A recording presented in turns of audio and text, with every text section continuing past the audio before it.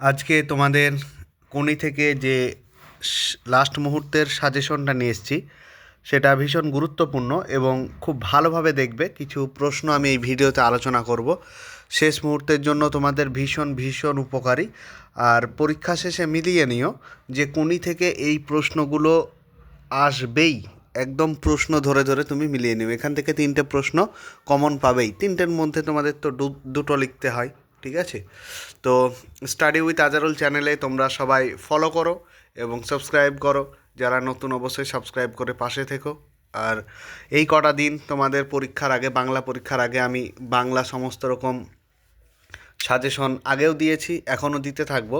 আর বিশেষ করে তোমরা দেখে নাও যে যে কোনো হাই মাদ্রাসা বোর্ডের বা স্কুল বোর্ডের সাজেশন নিতে গেলে কমেন্টে দেওয়া হোয়াটসঅ্যাপ গ্রুপ রয়েছে, সেখানে যুক্ত হয়ে যাও এবং আমাকে এসএমএস করো সাজেশনের জন্য, ঠিক আছে? চলো আজকে আমরা কোনি প্রশ্ন শুরু করি। তো দামটা খুবই কম রেখেছি, মাত্র 59 টাকা করে প্রত্যেক সাবজেক্টে রেখেছি আমি, ঠিক আছে? তোমরা আশা করি সমস্ত প্রশ্ন এখান থেকেই কমন পেয়ে যাবে, ঠিক আছে? চলো, প্রথম প্রশ্ন ভীষণ ইম্পর্ট্যান্ট হাই মাদ্রাসা বোর্ডের জন্য। সেটা হচ্ছে যে দারিদ্র আর বঞ্চনার বিরুদ্ধে কোনির যে লড়াই তা সংক্ষেপে আলোচনা করো। ভীষণ ভীষণ ভীষণ মারাত্মক ইম্পর্ট্যান্ট, স্টার চিহ্ন দিয়ে রাখো প্রশ্নটাই। আর তোমরা শুধুমাত্র আগেও দেখিয়েছি, তোমরা দেখো যে বাংলা প্লেলিস্টে আছে, ওখানে প্রত্যেকটার সাজেশান আমি তোমার প্রবন্ধ থেকে শুরু করে সংলাপ, আবার প্রতিবেদন, ঠিক আছে? এমনকি বাংলা থেকে সাজেশন মাত্র 59 টাকার বিনিময়ে তোমরা পাচ্ছ। তোমরা এখনই নিয়ে নাও, আর কটা দিন পরীক্ষার সময় রয়েছে। তোমরা সাজেশন নেওয়ার জন্য হোয়াটসঅ্যাপ গ্রুপে এসএমএস করো, কমেন্টে আছে দেখো। চলো প্রশ্নটা নিয়ে আলোচনা করি। শুধুমাত্র বাংলা নয়, যে কোনো সাবজেক্টের সাজেশন তোমরা পেয়ে যাবে আমার কাছে। তো আরেকটা অথবা দিয়ে প্রশ্ন আসতে পারে, কোনির সাঁতার শুধু জলে নয়, দারিদ্র বঞ্চনার বিরুদ্ধেও। কোনি উপন্যাস অবলম্বনে মন্তব্যটির তাৎপর্য বিশ্লেষণ করো। অথবা অথবা দেখো, আরেকটা কোয়েশ্চেন দিচ্ছে, ফাইট কোনি ফাইট, মানে সাধারণ সাঁতারু থেকে চ্যাম্পিয়ন হয়ে উঠতে গিয়ে কোনিকে কী ধরনের ফাইট করতে হয়েছিল সেটা নিজের ভাষায় লিখো। অথবা সব পারে মানুষ সব পারে, ফাইট কোনি ফাইট, এই মন্ত্রটা তার জীবনে কিভাবে কাজ করেছিল। অথবা মানুষের ক্ষমতার সীমা নেই রে, ওরা বলছে বলুক, খিদের এই বক্তব্য কোনির জীবনে কতখানি সত্য হয়ে উঠেছিল। তাহলে এই যে কটা প্রশ্ন রয়েছে, এই কটা প্রশ্নের উত্তর কি একটাই? অবশ্যই একটাই, কিন্তু কিন্তু দেখো প্রশ্নটাকে এমনভাবে সাজানো হয়েছে যে কিছু কিছু পয়েন্ট তোমাদেরকে তুলে ধরতে হবে। এখানে যেমন যে প্রশ্নটা ইউজ করবে সেই পয়েন্টটা তোমরা তুলে দেবে। কিন্তু প্রথম প্রশ্নে দেখো যে উত্তরটা করা হয়েছে সেই উত্তরটা প্রথমটা সবার জন্য সেম, ঠিক আছে? তারপর দেখো যে একটা এখানে আম কুড়ানোর লড়াই রয়েছে। আম কুড়ানোর লড়াই যেরকম বলেছে যে দারিদ্র আর বঞ্চনার বিরুদ্ধে যে কোনির লড়াই, তাহলে এটা একটা দারিদ্র ব্যাপারটা দেখাতে হবে, ঠিক আছে? সেই জন্য একটা পয়েন্ট দেওয়া হয়েছে। তারপরে দেখো হাঁটার প্রতিযোগিতা, যে 20 ঘন্টা অবিরাম হাঁটা প্রতিযোগিতাতেও বৈশাখের ভয়ঙ্কর রোদ উপেক্ষা করে কোনি শেষ পর্যন্ত টিকে থেকেছে। হাতে কিছু না নিয়ে গেলে মা মেরে ফেলবে, এই তাগিদ তাকে উদ্বুদ্ধ করেছে। তাহলে এটা কতটা একটা ইন্সপিরেশন ভাবো, কতটা প্রেরণামূলক একটা ঘটনা। তারপর দেখো যে রবীন্দ্র সরোবরে সাঁতার প্রতিযোগিতা, সেখানেও সাঁতারের ব্যাকরণ না জেনে কোনি 1 মাইল সাঁতার প্রতিযোগিতায় নাম দিয়েছে। প্রত্যাশিত সবার শেষে পৌঁছেছে। মেয়েদের মধ্যে প্রথমে হয়েছে হিয়া মিত্র, হেরে যাওয়ার যন্ত্রণায় কোনি কেঁদে ফেলেছে, কিছুই জানে না অথচ কেঁদে ফেলেছে। তাহলে তার ইমোশনটা কোথায় একবার তোমরা ভাবো। তারপর দেখো জুপিটার ক্লাবের অসহযোগিতা, সেখানে অসহায় অজ্ঞ কোনি এবার সান্নিধ্য পেয়েছে সাঁতার প্রশিক্ষক ক্ষিতীশের, ঠিক আছে? তো তার কর্মকর্তাদের অসহযোগিতায় তার সাঁতার শেখায় বাধা এসেছিল, কিন্তু বাধ্য হয়ে ক্ষিতীশ তাকে অ্যাপোলোয় এনেছে এবং সেখানে জুপিটারের কম্পিটিশনে কৌশলে কোনির নামটি বাদ দেওয়া হয়েছিল, ঠিক আছে? তারপর আরেকটা পয়েন্ট দেখো, সীমাহীন দারিদ্র। এই ভিডিওতে একটা ভিডিওতেই তোমাদের 2026 সালের সমস্ত সাজেশন আমি শেষ করব, কোনি থেকে ইম্পর্টেন্ট, তোমরা ধৈর্য ধরে দেখতে থাকো। তারপর দেখো স্টেট ও ন্যাশনাল চ্যাম্পিয়নশিপে প্রতারণা। ঠিক আছে, এই একটা পয়েন্ট দিয়েছি যেখানে কোনি দুবার ডিসকোয়ালিফাই হয়েছিল, চক্রান্তের শিকার হয়েছিল। ঠিক আছে, ন্যাশনাল চ্যাম্পিয়নশিপে মাদ্রাজে তাকে কৌশলে বসিয়ে রাখা হয়েছিল, এই ধরনের। তারপর দেখো সতীর্থদের লাঞ্ছনা। ঠিক আছে, এবার বলবে স্যার এত বড় কোয়েশ্চেন 5 নম্বরের জন্য। অ্যাকচুয়ালি এত বড় কোয়েশ্চেন নয়, কোয়েশ্চেনটা হচ্ছে যে এখানে যেমন ধরো ফাইট কোনি ফাইট একটা দিয়েছি, তাহলে এইটার জন্য এটার জন্য কম বেশি সব পয়েন্ট লিখব, কিন্তু এই পয়েন্টটা অবশ্যই লিখব। ঠিক আছে, কিন্তু অন্যান্যদের ক্ষেত্রে এতটা না লিখলেও হয়, 5টা অন্যান্য কোয়েশ্চেনের ক্ষেত্রে 5টা পয়েন্ট লিখলেও হয়। এখানে কটা পয়েন্ট আছে?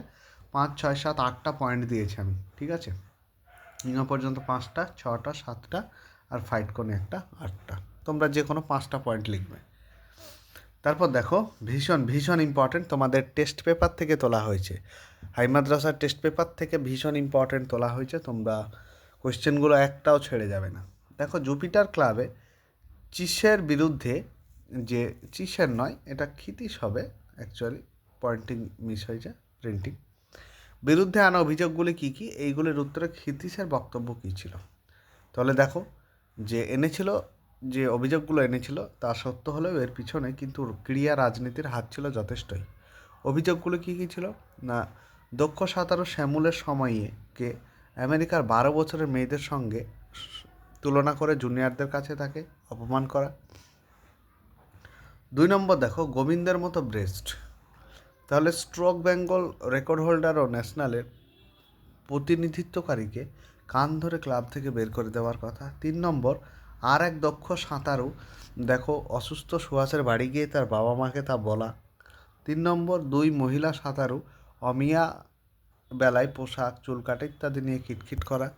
এই ধরনের কিছু পয়েন্ট আমি এখানে দিয়েছি। ঠিক আছে, এটাও দেখো যে সকল অভিযোগের জবাবে ক্ষিতীশ জানান 35 বছর জুপিটার সঙ্গে থেকে তার একমাত্র লক্ষ্য ক্লাবের গৌরব বৃদ্ধি। এই ধরনের কিছু পয়েন্ট দেওয়া রয়েছে। তারপরে মারাত্মক ইম্পর্টেন্ট কোয়েশ্চেনগুলো তুলেছি। আবারও বলছি তোমাদের যে কোনির পারিবারিক জীবনের পরিচয় দাও। এই পিডিএফগুলো নিতে হলে তোমরা অবশ্যই 59 টাকা দিয়ে সমস্ত বাংলা সাজেশনটা নিয়ে নাও। সেখানে প্রবন্ধ থেকে শুরু করে সমস্ত কিছু পাবে, অন্যান্য সাবজেক্টেরও পেয়ে যাবে। দেখো এখানে দেখো বাংলা প্রবন্ধ সাজেশন রয়েছে। ঠিক আছে, প্রবন্ধ সাজেশনগুলো আমি করেছি। বিজ্ঞান শিক্ষা বিস্তারে গণবিজ্ঞানের ভূমিকা, পরিবেশ দূষণ ও তার প্রতিকার। আরও দেখো এটা দেখো সংলাপ, সংলাপ থেকেও আমি দিয়েছি তোমাদের সমস্ত সংলাপ এবং প্রতিবেদন। এইসব পিডিএফগুলি নিতে চাইলে তোমরা অবশ্যই আমার সাথে কমেন্টে দেওয়া হোয়াটসঅ্যাপ গ্রুপে থেকে যোগাযোগ করো। তাহলে কোনির পারিবারিক জীবনের পরিচয় সেটাও দিয়েছি সংক্ষিপ্ত আকারে, তোমরা দেখে নিও অথবা স্ক্রিনশট মেরে নিও।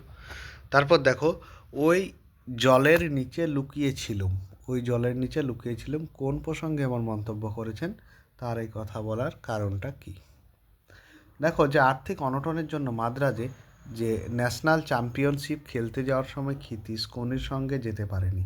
ঠিক আছে, তো বিনা টিকিটে ট্রেনে করে মাদ্রাজে যেতে গিয়ে পুলিশের হাতে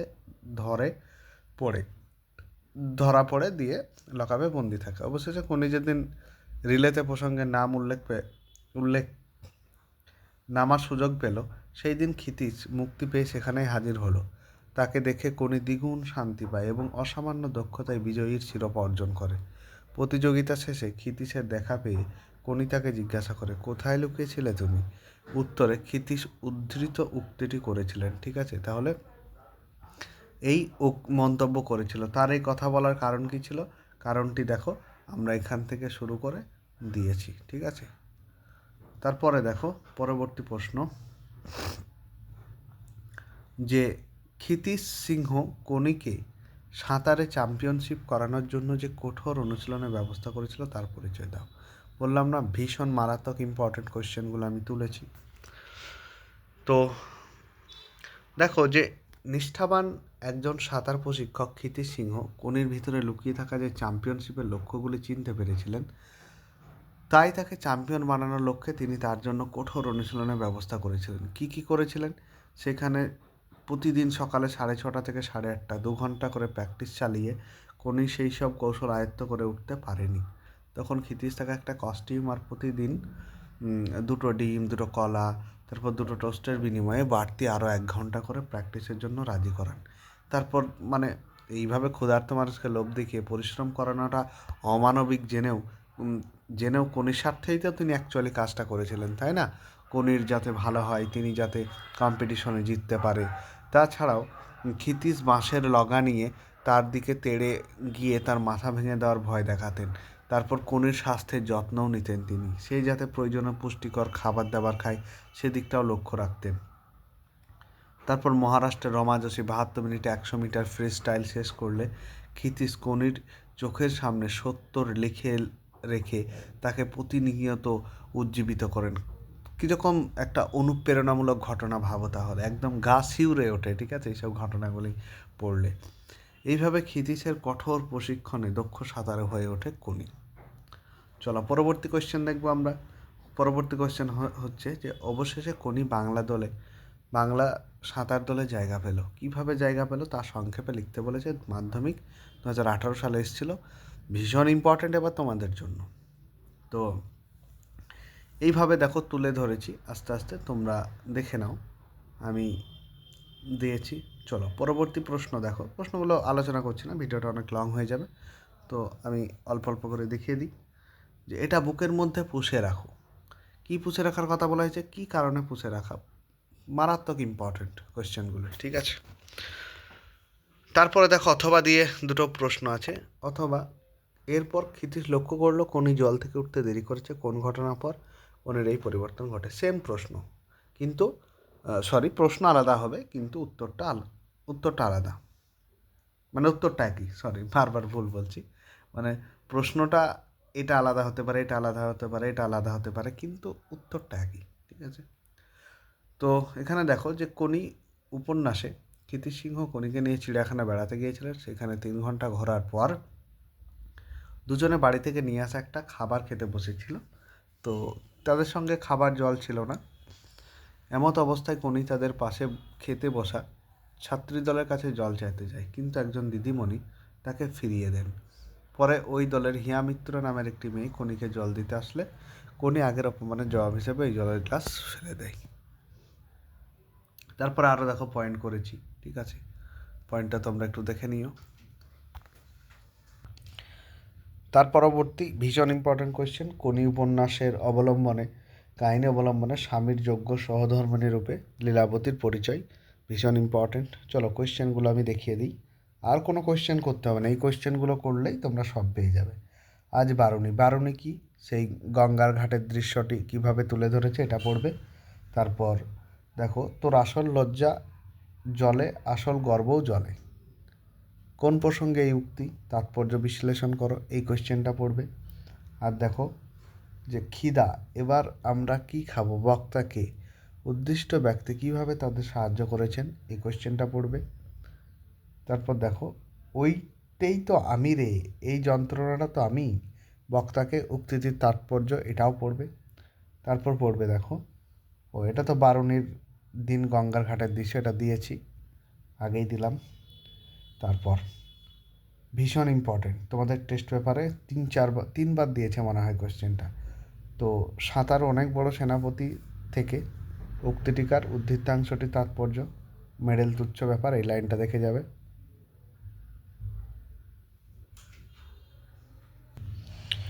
বাংলা দলে তাহলে চ্যাম্পিয়নশিপটা পেল না, এমন আশঙ্কার কারণ কি, শেষ পর্যন্ত কি ঘটেছিল, ভীষণ ইম্পর্টেন্ট কোয়েশ্চেনটা, ঠিক আছে। তারপরে এটা তো দিয়েছি।